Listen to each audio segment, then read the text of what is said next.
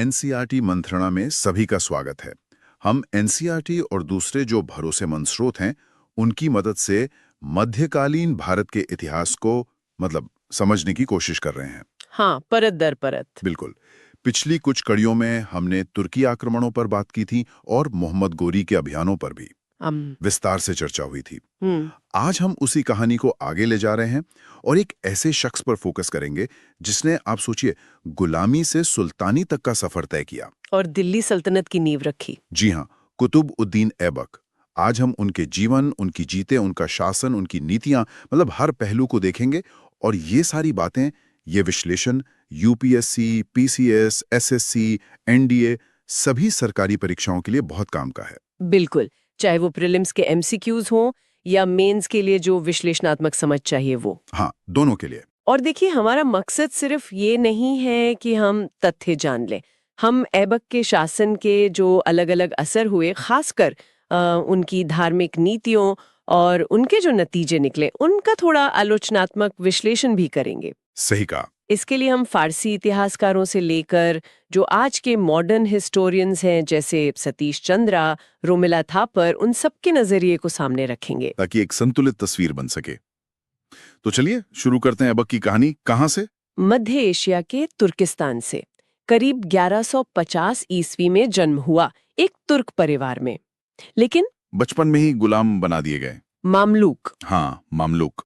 और निशापुर फारस में बेच दिए गए। और यहीं से वो मामलूक व्यवस्था दिखती है जो उस वक्त भारत की जाति व्यवस्था से कितनी अलग थी। एक गुलाम भी अपनी काबिलियत, वफादारी से ऊंचे पद तक पहुंच सकता था। बिल्कुल। निशापुर में उन्हें खरीदा काजी फखरुद्दीन अब्दुल अजीज कूफी ने। एक विद्वान थे वो। उन्होंने ऐबक को पढ़ाया लिखाया, फौजी हुनर सिखाए, तीरंदाजी, घुड़सवारी। हाँ, इस्लामी तालीम भी दी, लेकिन फिर काजी की मौत हो गई। और ऐबक फिर बिके। इस बार खरीदार कौन? मोहम्मद गोरी। और गोरी के यहाँ उनकी किस्मत ने साथ दिया। अपनी वफादारी और काबिलियत से उन्होंने गोरी का दिल जीत लिया। पहले बने अमीर आखुर यानी अस्तबल के प्रमुख, और फिर जल्द ही गोरी के सबसे भरोसेमंद कमांडरों में से एक हो गए। उनके उभार में कुछ खास पड़ाव भी रहे हैं। हाँ, जैसे 1190 के आसपास हांसी का गवर्नर बनना, फिर वो तराइन की लड़ाइयाँ 1191-92। पहली में तो घायल हुए, लेकिन दूसरी लड़ाई 1192 वाली वो निर्णायक थी, पृथ्वीराज चौहान के खिलाफ। उसमें ऐबक ने घुड़सवार सेना का नेतृत्व किया और गोरी की जीत हुई।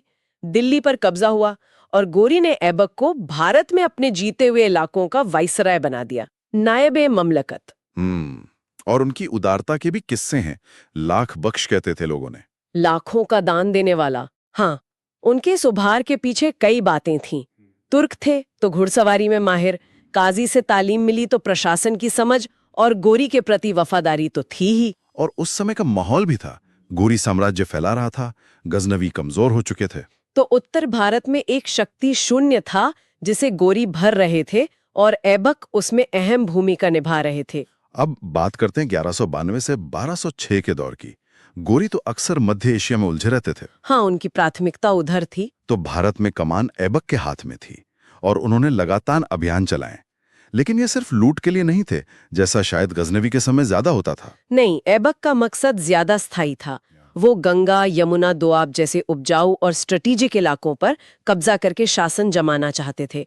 उनकी रणनीति में घेराबंदी भी थी, तेज हमले भी। कहाँ जीते वो? दिल्ली तो थी ही, फिर मेरठ, अलीगढ़ जिसे कोयल कहते थे, रणथंबोर, अजमेर में विद्रोह दबाया। 1194 में चंदावर की लड़ाई में गोरी की मदद की। फिर बदायूं, ग्वालियर, बनारस तक गए, वहां लूटा भी और मस्जिदें भी बनवाई, ऐसा जिक्र है। हाँ है। फिर 1197 में अजमेर के पास मेहरों का विद्रोह कुचला, और 1202-3 की कालिंजर विजय बहुत अहम थी। चंदेल राजा परमर्दी देव को हराया। वहां से तो बहुत लूट मिली थी कहते हैं, हाथी, खजाना। हाँ, काफी। और 1205 में पंजाब में होखर विद्रोह हुआ, उसे दबाने में भी गोरी का साथ दिया। तो फौजी अभियानों के साथ साथ उन्होंने प्रशासन और निर्माण पर भी ध्यान देना शुरू कर दिया था। बिल्कुल। दिल्ली और लाहौर उनके अहम केंद्र बने। दिल्ली में उन्होंने वो मशहूर मस्जिद बनवानी शुरू की, कुव्वत उल इस्लाम, इस्लाम की शक्ति। 1193 से 98 के बीच। और उसी के पास कुतुब मीनार। हाँ, जीत की निशानी के तौर पर। 1199 में उसका काम शुरू करवाया। और यहीं से बात आती है ऐबक के शासन के उस पहलू की जो थोड़ा संवेदनशील है, विवादित भी, उनकी धार्मिक नीतियां। हाँ, इस पर बात करना जरूरी है और कोशिश करेंगे कि अलग अलग नजरिए सामने रखें। देखिए, ऐबक सुन्नी मुसलमान थे और उन्होंने इस्लाम को बढ़ाया। हिंदुओं के लिए क्या नीति थी? उन्हें धिम्मी माना गया, मतलब संरक्षित गैर मुस्लिम। उन पर जजिया कर लगाया गया। सैद्धांतिक तौर पर सुरक्षा थी, पर पूजा पाठ, मंदिर मरम्मत पर कुछ रोक भी थी, ऐसा कहा जाता है।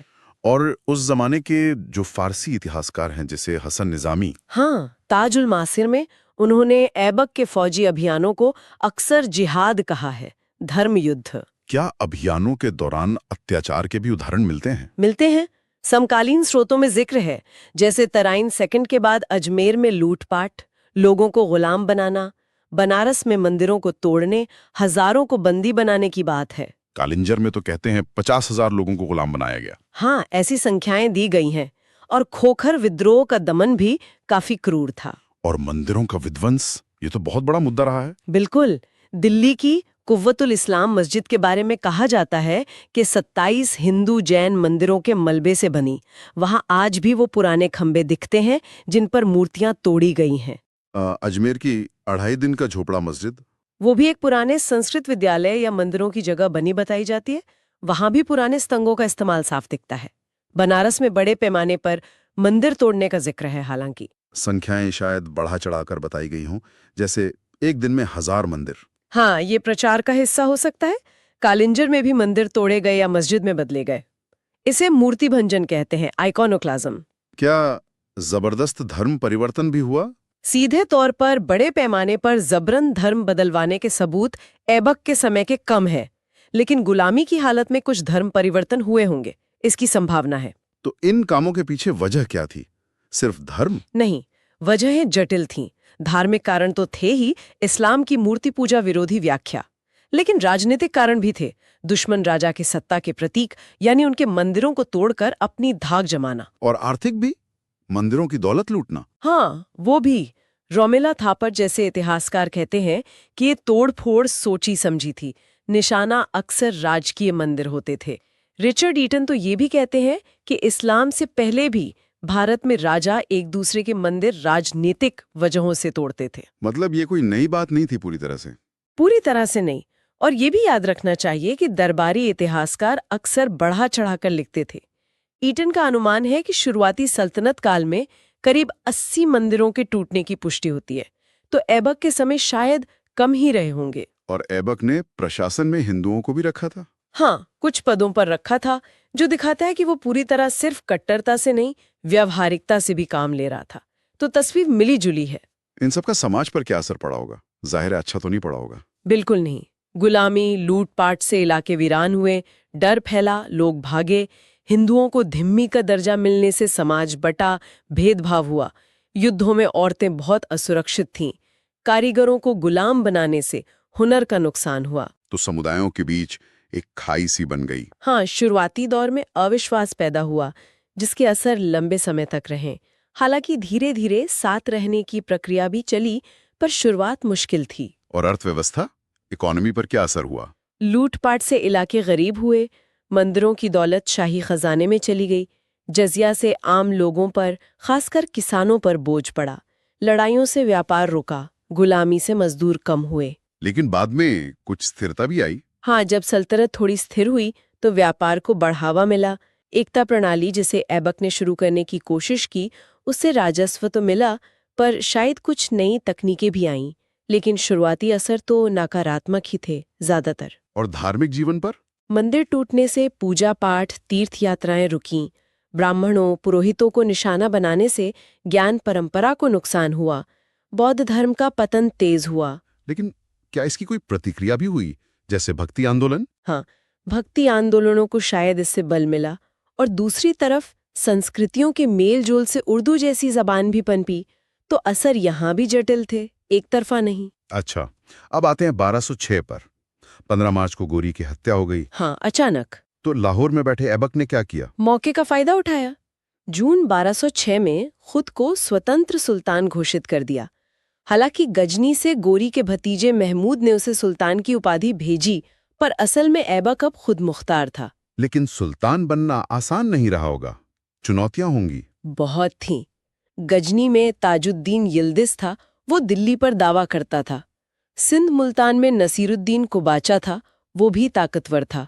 बंगाल में अली मर्दान खिलजी ने बगावत कर दी। तो अरबक को इन सब से निपटना पड़ा। राजधानी कहाँ रखी? शुरुआत लाहौर से की, पर बाद में दिल्ली ही केंद्र बना। उसने बाकायदा सुल्तान की पदवी ली, अपने नाम के सिक्के चलाए। प्रशासन कैसे चलाया? एकता प्रणाली, एकता प्रणाली लागू करने की कोशिश की।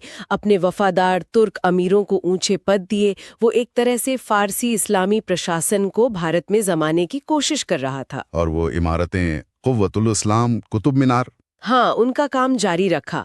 कुव्वतुल इस्लाम को पूरा करवाया, मीनार की पहली मंजिल बनवाई। अजमेर का 2.5 दिन का झोपड़ा भी उसी के समय का है। अपनी सत्ता को वैधता देने के लिए जरूरी भी था अपनी लाख बख्श वाली छवि के साथ साथ ये निर्माण कार्य। लेकिन उसे ज्यादा समय नहीं मिला है ना? नहीं, बिल्कुल नहीं। नवंबर 1210 में लाहौर में चौगान खेल रहे थे, पोलो जैसा खेल। और घोड़े से गिर गए? घोड़े से गिरे और काठी का जो आगे का हिस्सा होता है, पोमेल, वो सीने में लगने से चोट लगी और मौत हो गई। लाहौर में ही दफनाए गए। उनकी मौत के बाद क्या हुआ? सल्तनत का क्या बना? फिर अफरा तफरी मच गई। तुर्क सरदारों ने उसके बेटे आराम शाह को गद्दी पर बैठा दिया, पर वो बिल्कुल नाकाबिल था। तब इल्तुतमिश आए? इल्तुतमिश, वो ऐबक का गुलाम भी था और दामाद भी। बहुत काबिल था। उस समय बदायूं का गवर्नर था।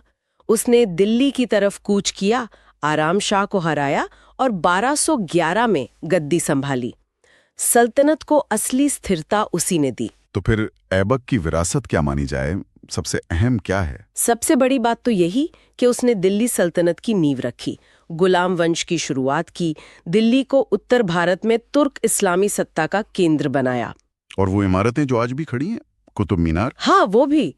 वो इतिहास के एक अहम मोड़ पर है। गोरी के आक्रमणों से एक स्थायी सल्तनत तक का पुल। उसकी कहानी में विरोधाभास है, उदारता भी, कठोरता भी, निर्माण भी, विध्वंस भी। इतिहासकारों में भी अलग अलग राय है उसको लेकर। बिल्कुल। कुछ आलोचना करते हैं, कुछ सल्तनत की नींव रखने में उसकी भूमिका को सराहते हैं। फारसी स्रोत तारीफ करते हैं, आधुनिक इतिहासकार उसकी राजनीति और व्यावहारिकता को भी देखते हैं। चलिए, अब ऐसा करते हैं, इस पूरी चर्चा के जो मुख्य बिंदु हैं उनको एक बार संक्षेप में दोहरा लेते हैं, ताकि नोट्स बनाने में आसानी हो। मतलब 1 लाइनर फॉर्मेट में, जैसे क्लास में बताते हैं। ये अच्छा रहेगा। तो पहला पॉइंट, कुतुब उद्दीन ऐबक, दिल्ली सल्तनत के गुलाम वंश का संस्थापक, शासनकाल 1206 से 1210 ईस्वी। दूसरा, मूल रूप से तुर्किस्तान का तुर्क, मोहम्मद गोरी का गुलाम, अपनी योग्यता से सुल्तान बना। तीसरा, उपाधि लाख बख्श, उदारता के कारण। चौथा, प्रमुख विजय, तराइन के दूसरे युद्ध में सहायक, दिल्ली पर कब्जा 1192, कालिंजर विजय 1202। पांचवा, प्रमुख निर्माण, दिल्ली में कुव्वत उल इस्लाम मस्जिद और कुतुब मीनार शुरुआत, अजमेर में 2.5 दिन का झोंपड़ा। छठा, राजधानी, पहले लाहौर, बाद में दिल्ली। सातवां, धार्मिक नीति, सुन्नी इस्लाम का प्रचारक, मंदिरों का विध्वंस, कारण राजनीतिक, धार्मिक, आर्थिक, हिंदुओं धिम्मी पर जजिया कर, इस पर बहस है।